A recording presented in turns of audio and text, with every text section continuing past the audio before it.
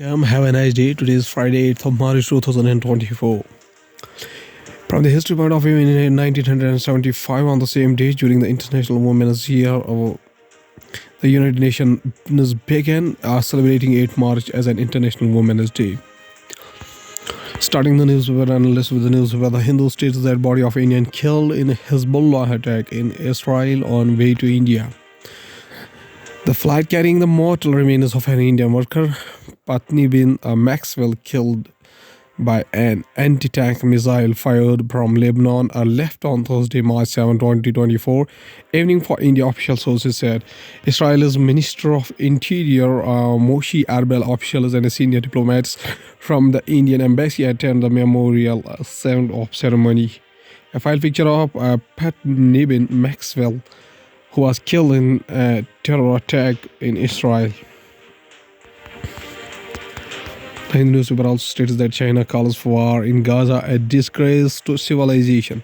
China described the war in Gaza as a disgrace to civilizations and called on Thursday for an immediate ceasefire as the conflict stretched into its 6 months despite efforts by mediators to reach a truce.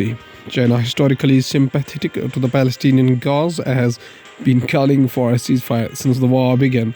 China's Foreign Minister Wang Yi failed these questions during a press conference for the domestic and foreign journalists as part of the National People's Congress and two sessions on March 7, 2024 in Beijing, China.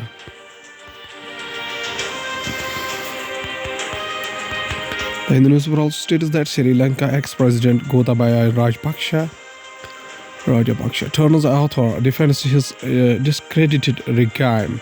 In his book launched on Thursday, former president of Sri Lanka attributes his dramatic ousting by a citizens' uprising to a conspiracy hatched by certain foreign and local parties. Copies of the conspiracy book, written by top Sri Lankan president Gotabaya Rajapaksa, are on display at a bookshop in Colombo on March 7, 2024. The Hindu newspaper also states that Cabinet approves 4% hike in DA for central government employees and pensioners. Other allowances, including house rent allowance, canteen allowance, and deputation allowance, will also be increased subsequently. Union Commerce and Industry Minister Piyush Goyal addresses a cabinet briefing in New Delhi on March 7, 2024. The Union Cabinet Minister, which met in New Delhi on March 7, decided to release an additional installment of dearness allowance to central government employees and dearness relief (DR) to pensioners. With effect from January 1, 2024, the increase will be 4% points over the existing rate of 46% of the basic pay pension to compensate against price rise, the government said. Other allowances, including house rent allowance, canteen allowance, and deputation allowance, will also be increased subsequently. The Hindu newspaper also states that Sudan officially joins NATO after completing its accession process, ending decades of neutrality. Swedish Prime Minister Ulf Kristersson and United States Secretary of State Antony Blinken presided at a ceremony in which Sweden's instrument of accession to the alliance was officially deposited at the State Department. Simstrastov works on a NATO flags at the flag manufacturer flag housed in Ackerberga outside Stockholm, Sweden on March 7, 2024. Sweden on March 7 formally joined with NATO as the 32nd member of the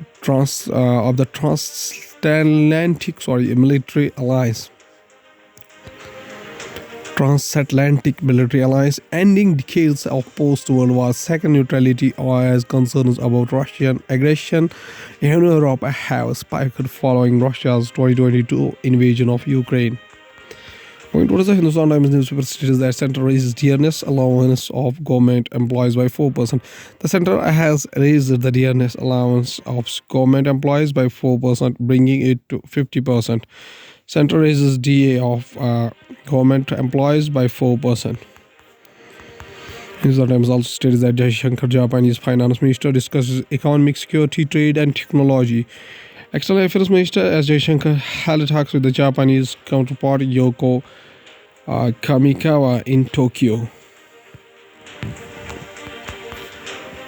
New Delhi, India and Japan on Thursday agreed on the need for the new steps to prepare the bilateral relationship to respond to emerging geopolitical and geo-economic trends, as the External Affairs Minister S. Jaishankar and his Japanese counterpart Yoko Kamikawa held talks in Tokyo.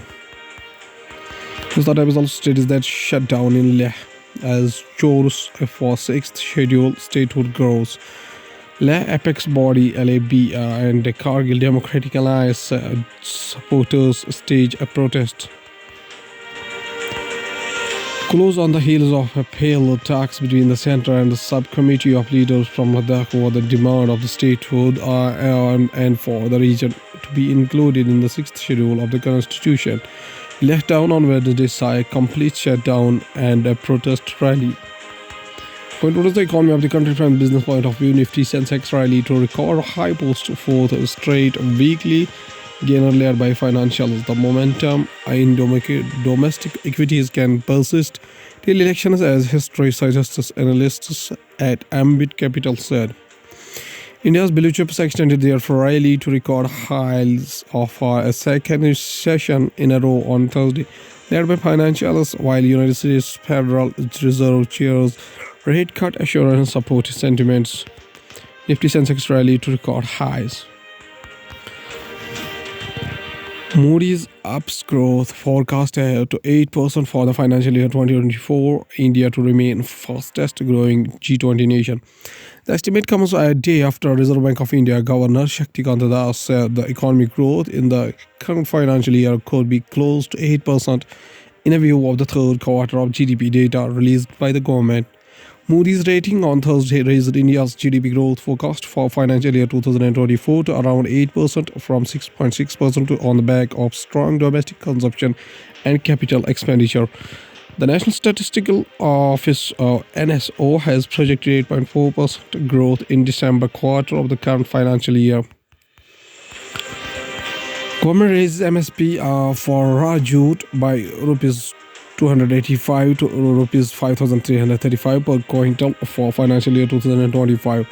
The MSP for 2024-25 will ensure a return of 4.8% over the All India weighted average cost of production, and officials said.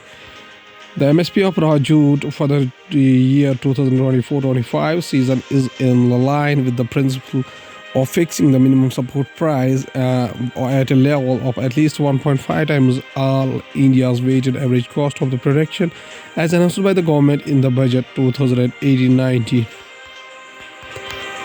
One was the world news, including State of the Union addresses 2024 live updates. United States President Biden set to deliver final speech before election. South Korea and Cuba established ties, rattling North Korea. Pakistan's top legal body rules to sack former Supreme Court judge for misconduct. Biden took announced plan for temporary port on Gaza's coast to increase flow of humanitarian aid. Sweden joins NATO as war in Ukraine prompts security rating. MH370, 10 years later, families hold out hope for answers. Going towards science and technology, 1 million year old stone are earliest evidence of humans in Europe. These million years old tools may not be from our own species, but they offer a fascinating glimpse into the pioneering spirit of our early relatives. Two images of the notched stone tool made of local volcanic raw material. Glassy Deck site at the Korolevo first site in the western Ukraine. Korolevo, Ukraine, August 23, 2023. Voyager, first farthest spacecraft from the Earth, sending incoherent data back to NASA. NASA is concerned with the Voyager, the first spacecraft to go into the interstellar space, as it has been sending back nonsense since November. Artist's conception of NASA's Voyager first in space. From technology point of view, HP supercharges its business laptops with artificial intelligence capabilities at Vegas event. HP provided a glimpse of how PCs are evolving during a Thursday unveiling of the next generation of artificial intelligence-powered business notebooks. The new HP EliteBook 1000 Series G11 notebook on the display at the HP Amplify conference in Las Vegas. Class, this is a famous quotation said by Sir Muhammad Iqbal, whose birth anniversary is 9 November 1877 up to 21st April 1938, was the South Asian Muslim philosopher, author, and a politician. His poetry is considered to be among the greatest of 20th century, and his vision of culture and the political idea for the Muslims of British rule in India is widely regarded as having animated the impulse for the Pakistan movement. He is commonly referred to by the honorific Allama, Persian, meaning is learned. Allama Iqbal was a strong proponent of the political and the spiritual revival of the Muslim world as a whole, but particularly of the Muslims in the Indian subcontinent. A series of lectures he delivered to this effect were published as the Reconstruction of Religious Thoughts in Islam in 1930. He was elected to the Punjab Legislative Council in 1927 and held several positions in the All India Muslim League. In his Allahabad addresses delivered at the League's annual assembly in 1930, he formulated a political framework for Muslim majority regions spanning northwestern India, spurring the League's pursuit of the two-nation theory. In August 1947, 9 years after Iqbal's death, the partition of India gave way to the establishment of Pakistan, a newly independent Islamic state, in which Iqbal was honored as the nation poet.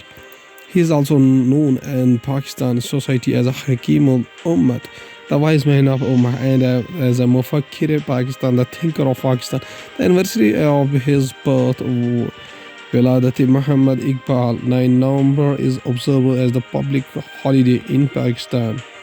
Allama Iqbal says a famous quotation. He says that nations are born in the hearts of poets.